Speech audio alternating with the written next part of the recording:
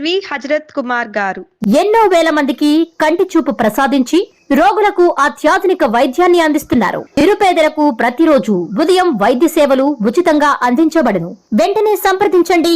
విజేత కంటి వైద్యశాల, కెనరా బ్యాంక్ పక్కన, బాబు ఐస్ క్రీమ్ ఎదురువీధి, బృందావనం, నెల్లూరు. ఏదో అయిపోద్ది అనుకుంటుంటారు కానీ ఏమీ అవ్వదేడా.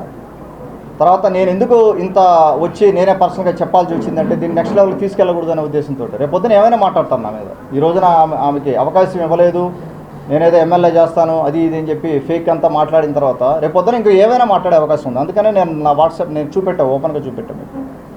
నేను అన్నీ రెడీగా ఉన్నా ఇయడానికి. మొత్తం నా దగ్గర ఇన్ఫర్మేషన్ అంతా కూడా డిపార్ట్మెంట్కి ఇస్తాను. లీగల్గా డిఫమేషను, లీగల్, తర్వాత పోలీస్ ఎంక్వైరీ 3 ఉంటాయి ఈ విషయంలో. ఈ తెలుగుదేశం పార్టీలో గ్రామస్థాయి నుంచి బలోపేతం చేసుకుంటూ ముందుకెళ్తా ఉన్నాం.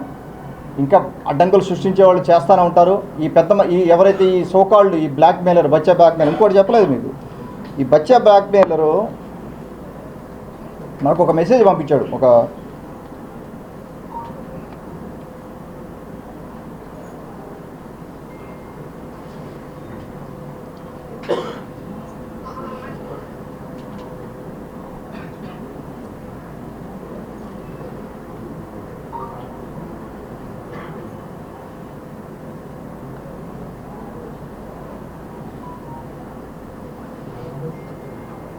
నాకు తెలిసి మీరు పొలిటికల్గా ఏ ఎమ్మెల్యేని చూసి ఉండరు అనుకుంటున్నాను నేను. అంటే ఇంత ఓపెన్గా, ట్రాన్స్పరెంట్గా, మైన్యూట్ డీటెయిల్స్ కూడా చెప్పాల్సిన అవసరం నాకు లేదు. అయినా కూడా నేను చెప్తున్నాను. ఎందుకంటే నా హానెస్టీ నేను చెప్పడానికి, అంటే నేను ఎంత హానెస్ట్గా ఉంటానో ఎవరి పట్లైనా కూడా, ఆడపడుచుల పట్లైనా, ఎవరి పట్లైనా, నాయకుల పట్ల కానీ ఎవరి పట్లైనా కూడా అంత హానెస్ట్గా ఉంటాను. ఎందుకంటే నేను ఎవరికి భయపడాల్సిన అవసరం లేదు. నేను ఏ తప్పు చేయటం లేదు.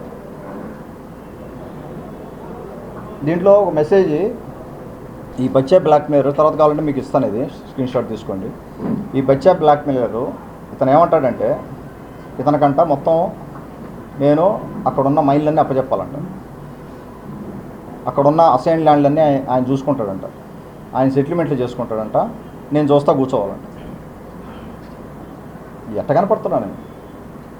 ఏం చేయడానికి వచ్చాను అడిగి నేను? ఈ దరిద్రం చేయడానికి నేను వచ్చింది అడిగి. మైన్లు నేను ఇచ్చేది ఏంది నీకు? నాకేం సంబంధం? మైన్లు ఇస్తానంట, ఇల్లీగల్గా ఏందేందో చేసుకుంటాడంట, అలాగే అసైన్ ల్యాండ్ చేయాలంట. అంటే వీళ్ళు అడిగిన వాటికి వీళ్ళు ఏదన్నా అడిగితే వీళ్ళు నేను ఎంకరేజ్ చేయకపోతే, వీళ్ళకేం చేయకపోతే ఈ విధంగా మొదలు పెడతారు.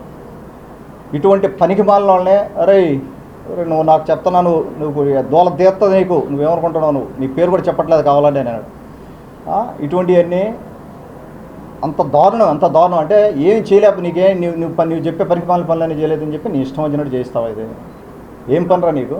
ఆ ఫ్యామిలీతో ఏం పని? ఆ ఫ్యామిలీని నాశనం చేయడానికి కాకపోతే నువ్వు, అమ్మాయి చదువుకుంది, ఆ కుటుంబాన్ని నాశనం చేయకపోతే నీకు ఎట్లా బాగుపడతావు నువ్వు? నాకు అర్థం కాదు. నువ్వు కానీ నీ వెనకాల ఉన్న నీ ప్రొడ్యూసర్ పెద్ద మనిషి ఉన్నాడు, తెలుగుదేశం పార్టీ పెద్ద మనిషి ప్రొడ్యూసరు, ఎట్లా బాగుపడతారా మీరు? నాకు అర్థం కాదు.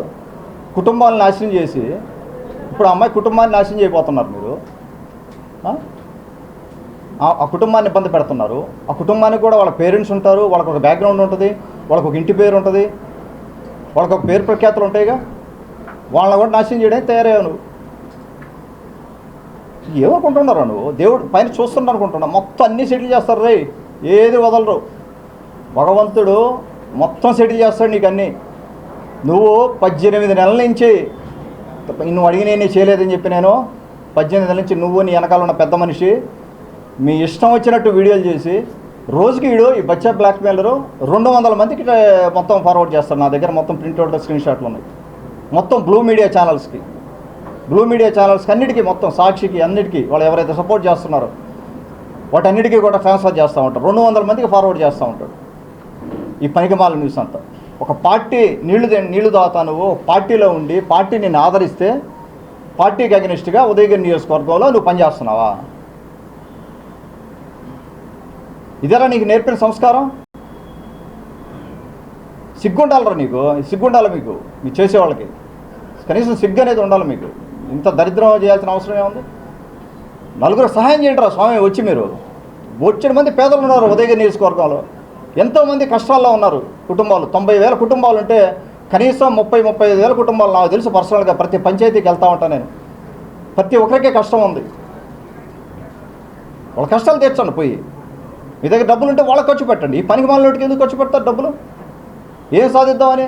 ఏం పీకలేరు నన్ను, ఏమీ పీకలేరు చెప్తున్నా కదా. నేను ఆడిపోను, ఇక్కడే ఉంటాను. నేను 25 ఏళ్ళు దూరం తీర్చి వెళ్తాను. నేను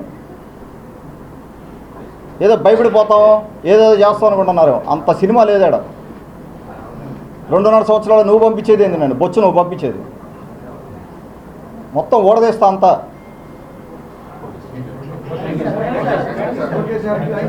థ్యాంక్ యూ.